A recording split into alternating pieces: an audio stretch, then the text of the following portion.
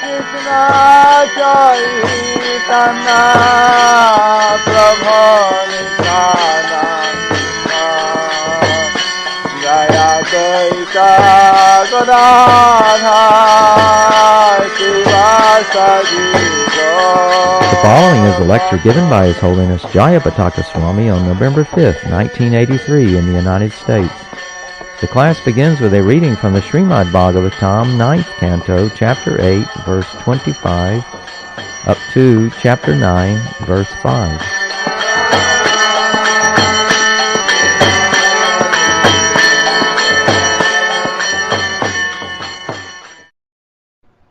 Om Namo Bhagavate Vasudevaya.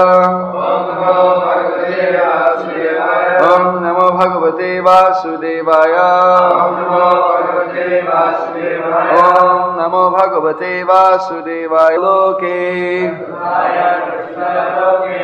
Vastu Buddhya Grihadishu Brahmananti Kama Lobhe Irshya Moha Vibranta Chetasa Tvanamaya Lochito Loke Vastu Buddhya Grihadisu Brahmanti Kama Lobheshra Moha Vibranta Chetasa Tvanamaya Rochite Loke Vastu Buddhya Grihadishu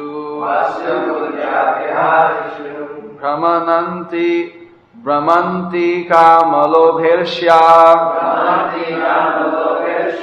Moha Vibranta Chetasa.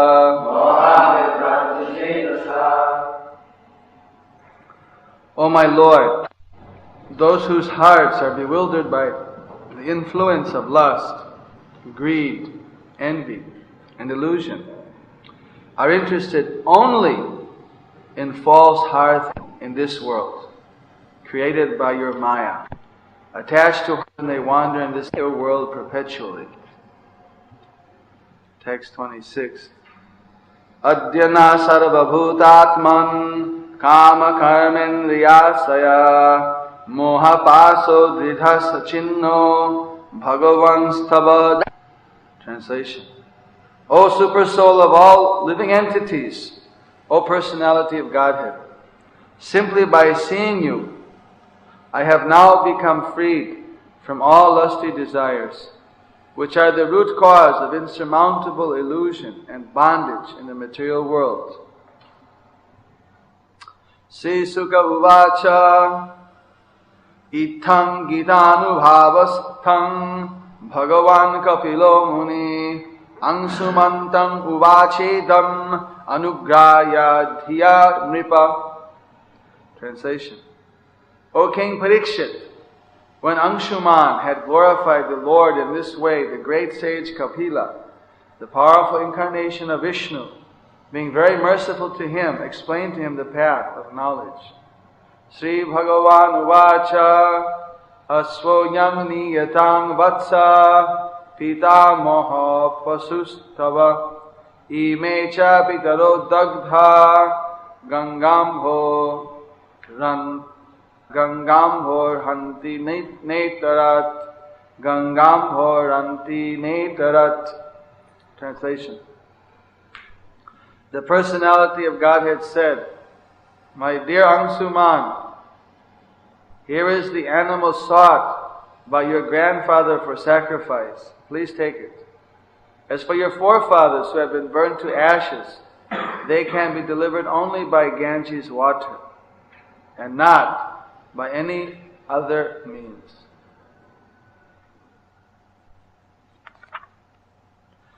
Tang parikramya sirasa prasadhya yamanayat sagarasthena pasuna yagyasesham samapayat. Thereafter, Angsuman circumambulated Kapila Muni and offered him respectful obeisances, bowing his head. After fully satisfying him in this way, Angsuman brought back the horsemen for sacrifice. And with this horse, Maharaja Sagara performed the remaining ritualistic ceremonies. Rajyam Angsumate Nyasya Nispriho Mukta Bandhana Arvopadishta Margena Lebhe Gotimanuttama. Translation. After delivering charge of his kingdom to Angshuman, and thus being freed from all material anxiety and bondage, Sagara Maharaja, following the means instructed by Aura Muni, achieved the supreme destination. Thus end the Bhaktivedanta purports of the 9th canto, 8th chapter of the Srimad Bhagavatam, entitled The Sons of Sagara Meet Lord Kapila Deva. Sri Sukha Uvacha. Text 1. Angsumangscha tapastepe Ganga Nayana Kamyaya Kalang Mohantang Nasaknot Tata Kalena Sanstitaha. Translation. Sukadeva Goswami continued, King Angsuman, like his grandfather, performed austerities for a very long time. Nonetheless, he could not bring the Ganges to this material world, and thereafter, in due course of time, he died. Text 2.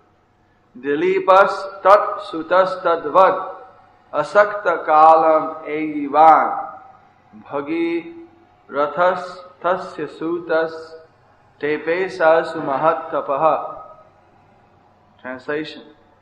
Like Angsuman himself, Dilipa, his son, was unable to bring the Ganges to this material world, and he also became a victim of death in due course of time. Then Dilipa's son, Bhagirath, performed very severe austerities to bring the Ganges to this material world. Darsayam asatang devi prasanna varadasmite ityukta swam abhiprayam sasamsavanato nripa. Translation.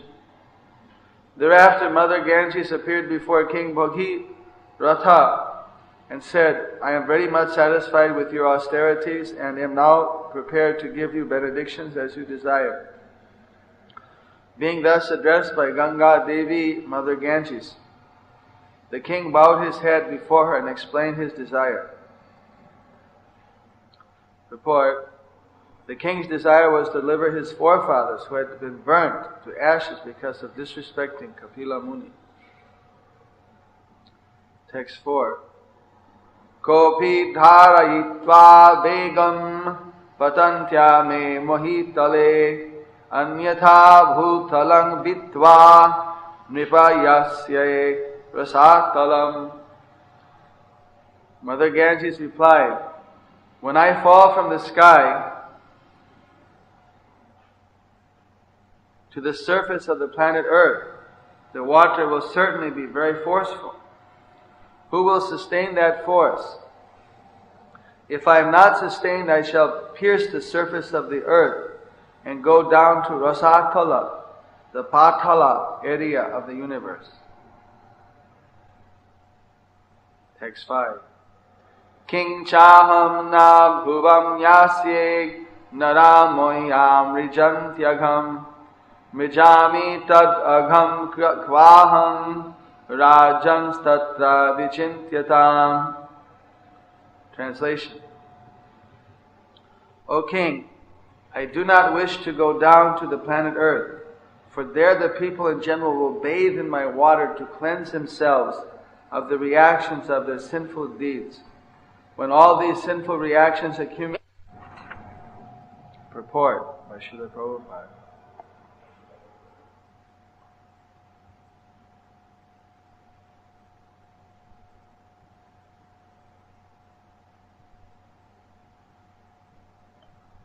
The Supreme Personality of Godhead says, Sarva dharman parityajya mamekam saranang braja aham tvam sarva papebhyo mokshayishyami ma sutaha.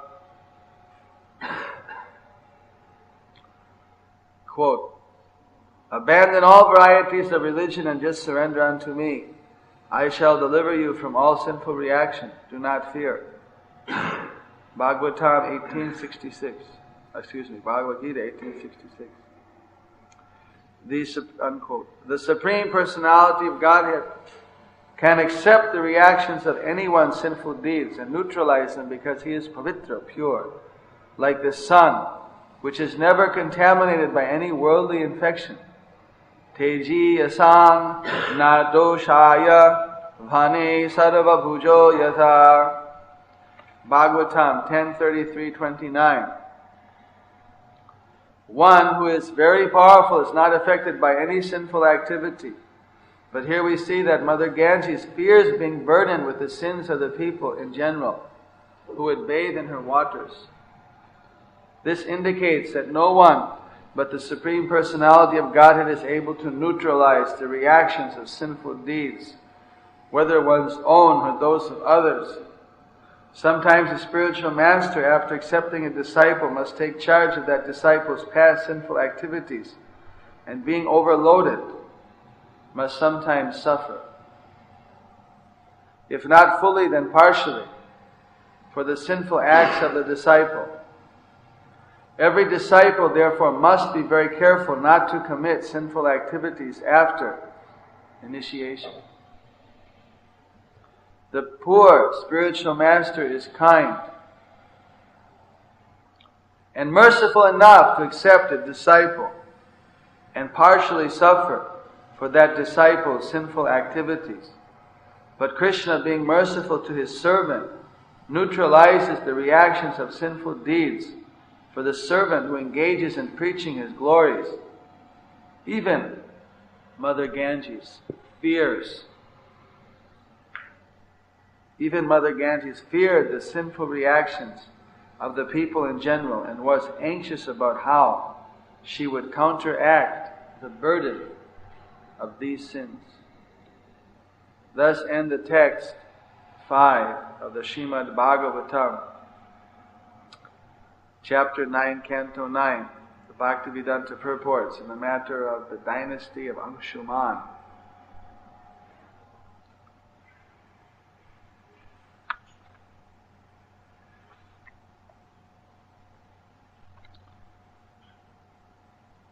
Srila ISKCON could not fulfill Srila Prabhupada's desire, more specifically myself. He told me that he wanted to come, bathe in the Ganges every day, if there would only be a direct road to the Ganges, right in front of our temple.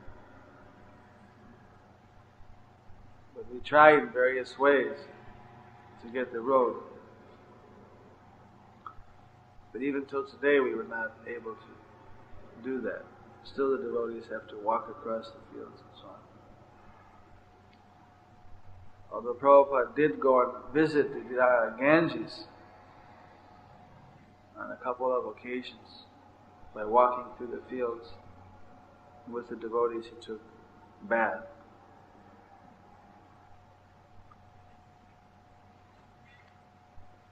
We know that according to the prayers of Vidura, wherever a pure devotee goes, that is a place of pilgrimage. Even the Ganges is purified. Here we can see that the Ganges is very concerned, afraid to come to this planet Earth,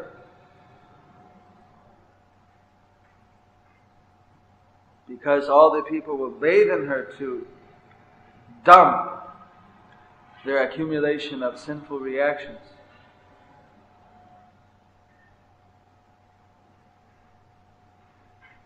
She's worrying about how she's going to be purified from it. So if the Ganges is worried about sinful reactions, it's very significant. Then how worried or how afraid or cautious should any other devotee be? You can understand that because Srila Prabhupada has accepted so many disciples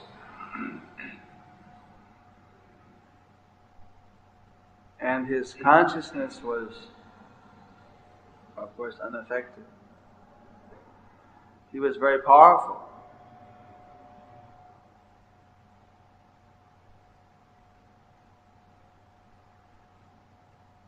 But he gives a secret here actually, that Krishna, being merciful to his servant, neutralizes the reactions of sinful deeds for the servant who engages in preaching his glories. So by being constantly engaged in preaching the glories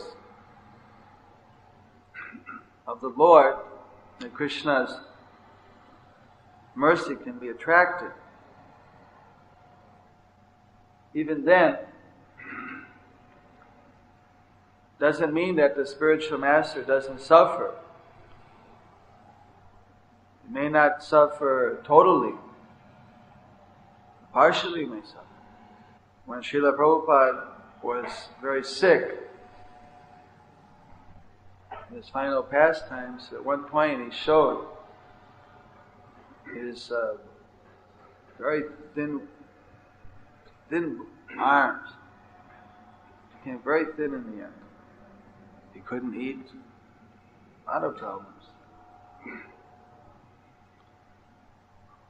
And he said, this is the result of taking too many unqualified disciples. Actually, Srila Prabhupada suffered for the sinful reactions of his disciples. He said sometimes, in Mayapur one time, he said that sometimes he had to suffer hellish dreams, that Krishna would give him the reactions to the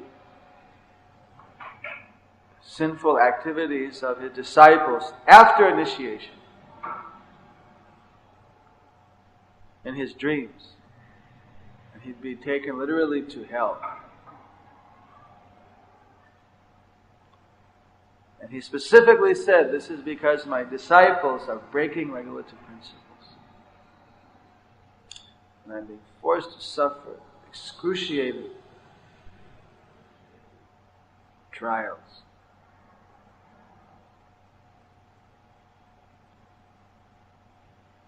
Disciples should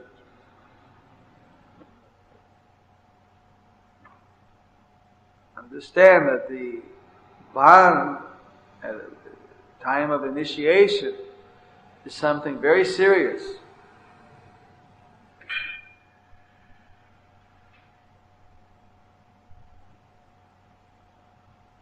So for preaching, Prabhupada was very liberal. He was very merciful in accepting disciples, just to allow fallen souls in the Western country to take shelter of him.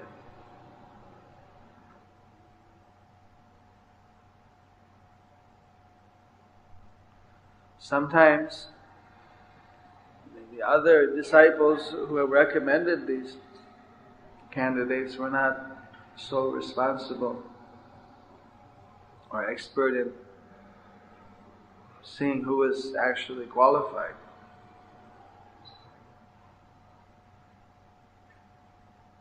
Prabhupada was also a little disgusted that how lightly people in the West took their promises or their words, their oaths. I remember that in India once Prabhupada told us how incredibly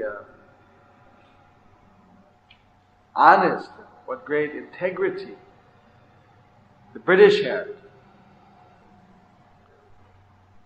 One time he made a deal with a British man when he was in business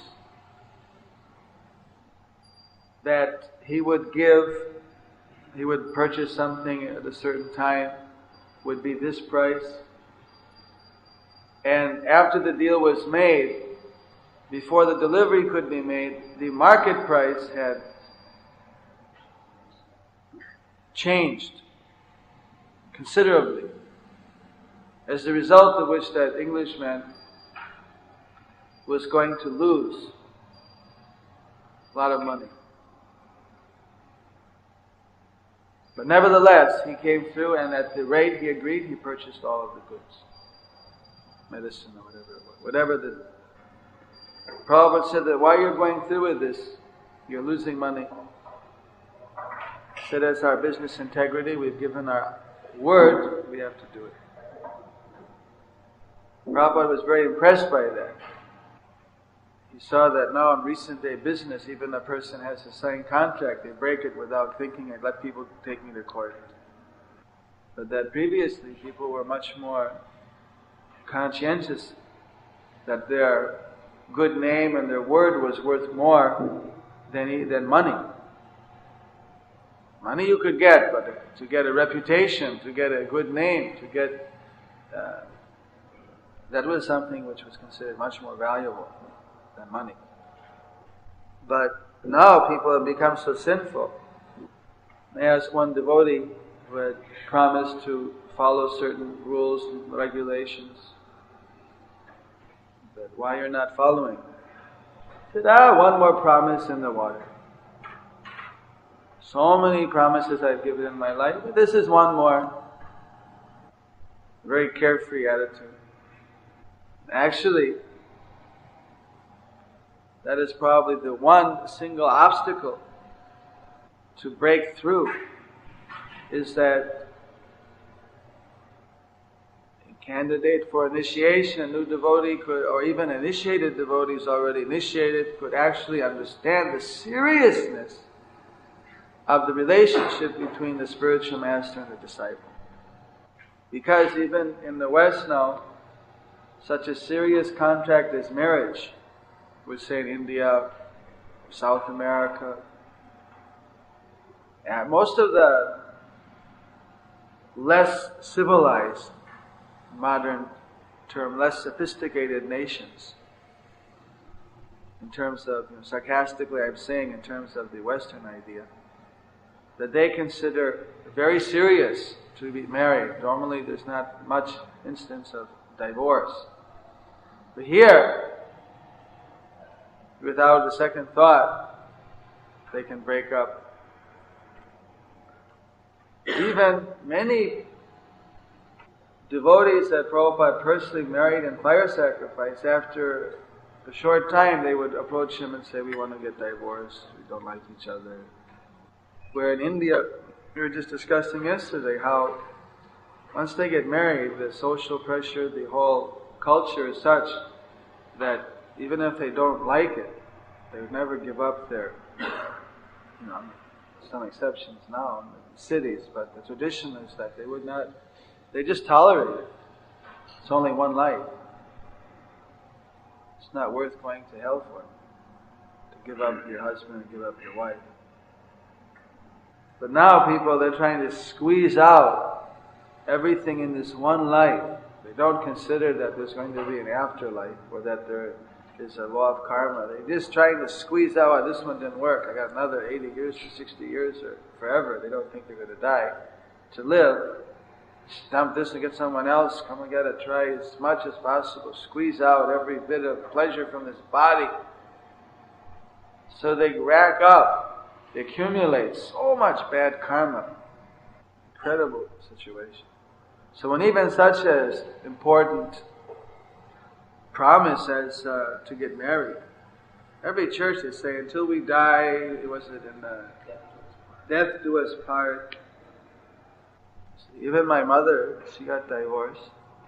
She was excommunicated from the Lutheran Church. It's considered to be they're very orthodox, I imagine. Very bad. She had to go to some other church that was no more liberal. So people take promises very lightly.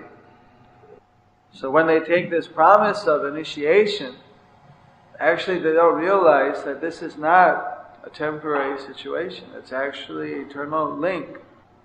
Unless there's a serious infraction on either side of that obligation, then the obligations, they don't dissipate, they don't end, they're there. Then the disciple, by acting irresponsibly, is simply creating a very, very precarious situation for the spiritual master. And obviously, if someone creates a very dangerous situation for a spiritual master, you can imagine that Krishna is not going to be very favorably inclined towards that person as well. If people can develop the broader vision that what is life, that this life is just a short life in our whole eternal life, and therefore we should act responsibly, considering that this is just one life in our eternal life, and this particular life, very wonderful opportunity for those who want to achieve the maximum happiness in this very life. This Krishna Chaitanya Mahaprabhu's very special benediction is that in this very life you can achieve Krishna consciousness, you can achieve complete perfection. Actually, it's a great benediction because I don't know if the modern day people would be so patient to have to wait several lives. At least the opportunity to achieve it in this life is very attractive to everyone. We have to be very careful not to put the spiritual master into difficulty, not to put ourselves into difficulty. I said because of over-attachment to sense gratification, a person becomes cruel and violent. By being so attached to sense gratification that they even are becoming cruel and violent to their spiritual master. What else can it be? Isn't it cruelness and violence if they break regulative principles knowing that it's going to put their spiritual master into difficulty? To willfully, intentionally put someone else into difficulty. In modern law and in just in justice is considered to be violence. If a worker knows that the Boeing 747 doesn't have an essential part and willfully doesn't put it in and it crashes and 500 people die, isn't he considered to be responsible? Violent neglect of his duty. If a doctor knows that the patient is too weak for the operation, but to get money operates anyway and the patient dies, they can prove it, that he knew that he was too weak, he'll be sued. So even just neglecting we know this is more than that, because we know that whatever I'm doing after I take initiation, my spiritual master is directly responsible for the reaction. So if someone, even in spite of understanding that, is so attached to sense gratification that doesn't consider what will be the reaction to the spiritual master, we can understand that person has become very cruel and very violent. If only out of ignorance. So even the Ganges is very cautious, we can see here, that to take so many reactions. Therefore our preachers are advised to be very cautious in accepting disciples. Why should it? We find that there are many devotees in the Sampradaya, like Lokanath Goswami. He refused. He will not take even one disciple. It's too much of a burden.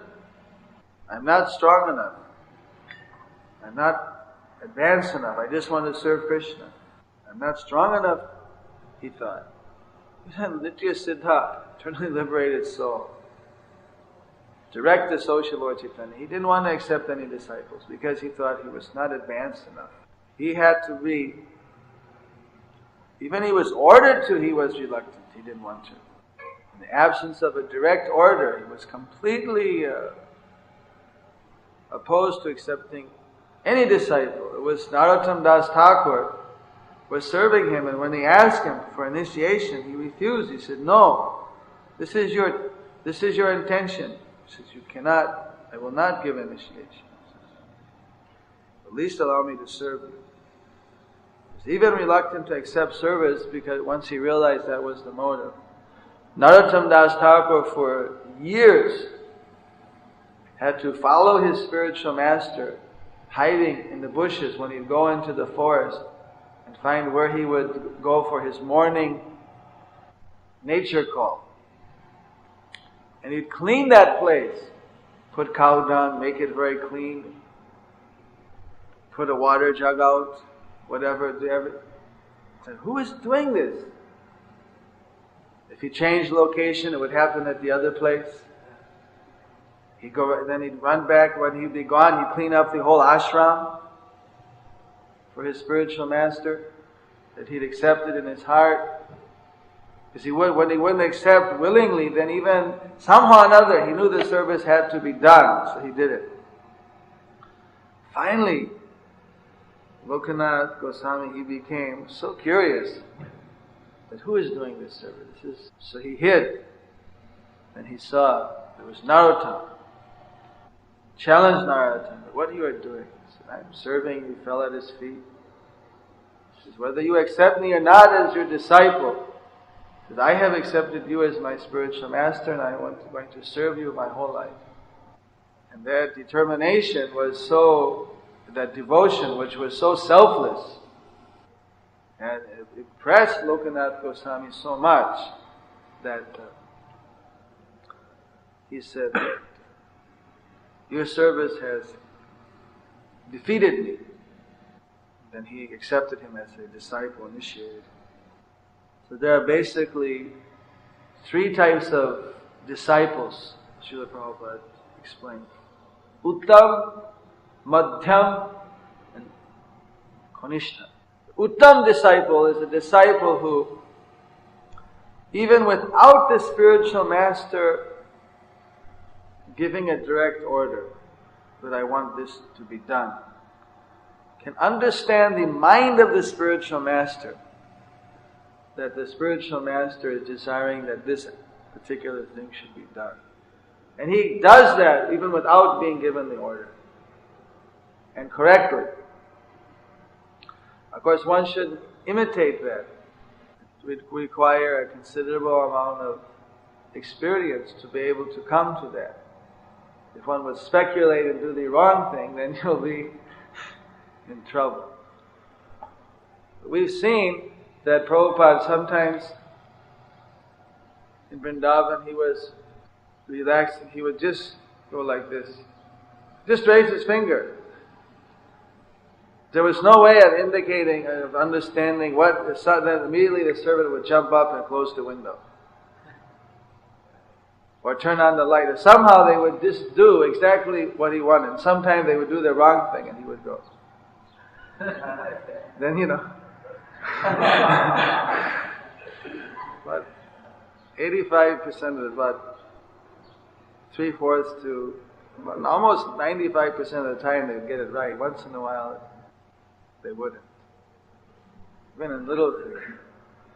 Of course, if a devotee would do something which was in a crisis, which is the correct thing, Prabhupada would be very pleased. Even, without asking Prabhupada. Of course, if they did the wrong thing, they're responsible. That's the Uttam level. The Madhyam level is that whatever the spiritual master orders, that disciple very expertly, very enthusiastically, very efficiently performs. Madhyam. To follow explicitly the order of the spiritual master without any deviation. It's the middle class. Kanishta, or the neophyte level, is that one is trying to follow the order of the spiritual master, but is not 100% expert or capable. Is trying to follow. but is not always able to do it in the most enthusiastic way or in the most perfect way. That is the kanista level. The desire is there to try. But apart from this Prabhupada, there's another level. It's not actually even a disciple. That level is called Adam. It's like Naradam. Asuram, Naradam. It's different. So Naradam, this is Adam disciple. Adam means fallen. That doesn't follow the order of the spiritual master. Disobeys the instruction of the spiritual master. Isn't trying very hard at all to follow the instruction of the spiritual master.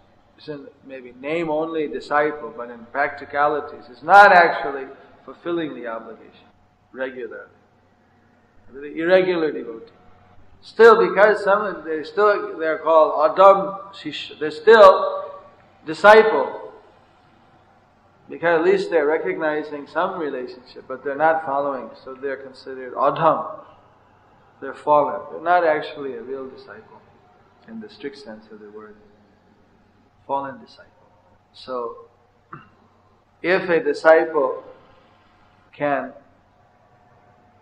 give a load to the spiritual master, then we can understand a disciple by acting very nicely can actually free the spiritual master from any burden from himself. So that's the least that a disciple can do. And an advanced disciple can also help other junior disciples to become more Krishna conscious, more strict, more enthusiastic in this service, which would be a very great service to the spiritual master. If the Ganges has got some doubt about her capacity, we can understand that a spiritual master also will have a capacity, depending on how much mercy he gets from Krishna. Because Krishna is the only one that can ultimately neutralize. Just like you can put on some antiseptic on your sore. There's a limit how much that antiseptic, how many microorganisms, infections it can neutralize. If you just put one small micro part of a drop on, it will only able to cover so many. So Krishna is unlimited, and he can give that unlimited potency to his pure devotee to whatever extent he wants to. Pure devotee, of course, takes the humble attitude and knows that he'll be at least held partially responsible for all the reaction. And if he's irresponsible, he can be held fully to task. So it's very serious. So Krishna has unlimited potency. The spiritual master has to be very careful. So if disciples are very expert in keeping their god brothers Krishna conscious, that means that would enhance whatever capacity their spiritual master has for delivering more souls by not overburdening. If he's overburdened, that means that with a few fallen disciples, whatever mercy he's getting from Krishna is being expended. Don't look with one eye, please. And if the disciples are all very serious, then so many more disciples can be increased without being a burden on the spiritual master excessively. So to make this Krishna conscious movement expand, that means every disciple must be very careful to be strict, and they should try to encourage others who are initiated to come up to the same platform. Initiation should not be taken lightly. Very serious, because it means if a person follows, that person is guaranteed to reach Krishna. Hare Krishna, Krishna Krishna, Hare Hare, Hare Ram, Ram Ram, Hare Hare. Might be time for one question. Yes? Bhakta Peter? There is very little that one can change the direction. a human being in the mode of goodness has got a slight scope for changing the direction within his material life. If he follows 100 years perfectly Varnashram Dharma, 100 lifetimes, then he could become a Brahma. But that means that gradually over a long period of time of perfect material pious activity, good karma, one could achieve a certain direction. But the whole process of yoga, being transcendental, is completely beyond and above this whole chain of material activities. Therefore, it's by the process of yoga, specifically Bhakti yoga is the most powerful, but all transcendental yoga processes, they actually can change one's destiny. It's set unless you practice Krishna consciousness.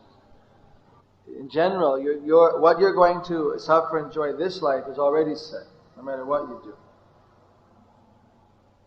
But in material life, what you're doing this life will change what your next life is going to be, to a certain extent.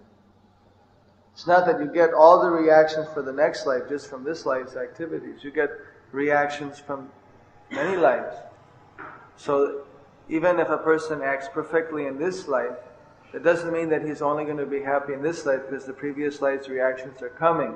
It doesn't mean that his next life is going to be only happy because it will depend on the other births that you've done before this.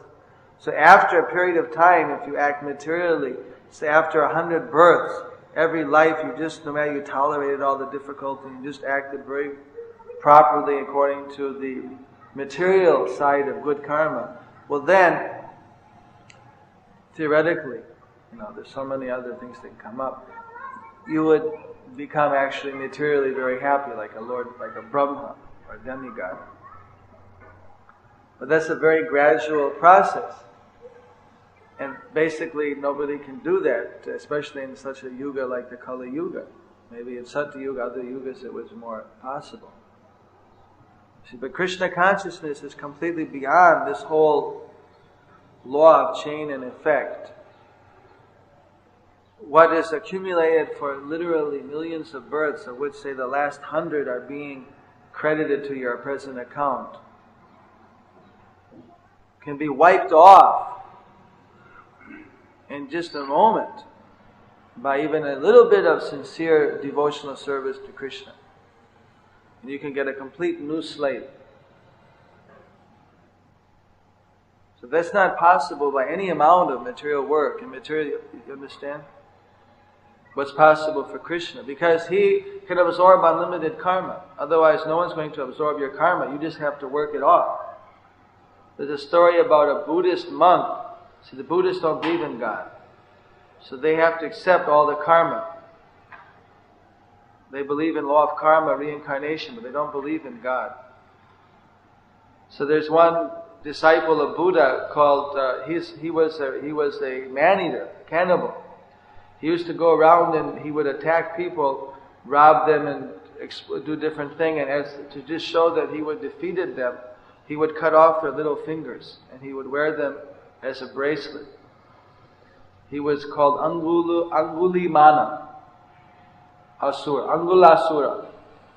That he was, to say the least, he was a demon. But somehow by association with Lord Buddha, he became purified, according to the Buddhist history. And Lord Buddha convinced him that he should become a monk, and that the suffering and the misery in the material world. So he became a monk and he was begging door to door. You see, that one time somebody who lost a finger to him saw that this is Angulamana, Asura. He cut off my finger, now he's a monk, and they just literally tortured and beat him and killed him. And that was considered that his karma is caught up to him. And this way, next birth he'll be a little better off. And after so many births of this type of austerity, he'll be purified, and gradually he can work his way up to nirvana, which is a type of material impersonal realization. So, the normal, chain of events, if a person gets in human birth, they can actually decide to work in a certain direction, but it would take a long time. They have to work off all the karmas from the past. This special, thing about Krishna consciousness, which the impersonalists don't understand. Krishna is saying, we read this sloka today, Sarva Dharman Parityaja Mamekam Saranang Bhaja Aham Sarva Papebhyo Mokshami Maharaja. That if you surrender to me, abandon all varieties of religion and just surrender unto me, I shall deliver you from all sinful reactions. Do not fear. I shall deliver you from all sinful reaction. That means all the karmas. That means that whatever that person's destiny was, that all the negative aspects are completely taken off just by surrendering to Krishna. And there's only Krishna can offer this. Nobody else can offer. Only Krishna, or through his representative, this offer can be made. No one else can make this offer. But Buddha never made the offer. You surrender to Buddha in terms of the material, his teaching that he was giving. He was giving materialistic teaching, even though he was an avatar Vishnu. They had to take the karma. That facility they didn't get. Even he was very austere. He was maybe more austere than we were, eating once a day, not eating after 12 noon. To be a Buddhist monk is very, especially in those days, was very strict. Whatever they put in your begging bowl, you'd eat, nothing else. They're very austere. Only wearing one cloth, a certain way, type of sannyas. Doesn't? That good karma does not neutralize bad karma. He was doing good karma. For that austerity, he'll get happiness if he wants to cash in on it. But it won't neutralize his bad karmas. That he'll have to suffer. But actually by surrendering to Krishna, one gets rid of karmas. The Prabhupada once he advised us, don't do any sinful activity. Don't create any bad karma. And don't do any pious activity. Simply serve Radha Krishna. Don't do sin, don't do pious activity. We're not interested in artificial austerities, artificial charity, which is based on material karma. Neither we're interested in any sinful activity. We are aloof from both. We're just serving Krishna, therefore we are aloof from this whole chain of karma. That actually, within the service of Krishna, we can do the most work with the maximum benefit for the most people in this world, without the, unless you're an unfortunate spiritual master that has unfaithful disciples. Hare Krishna.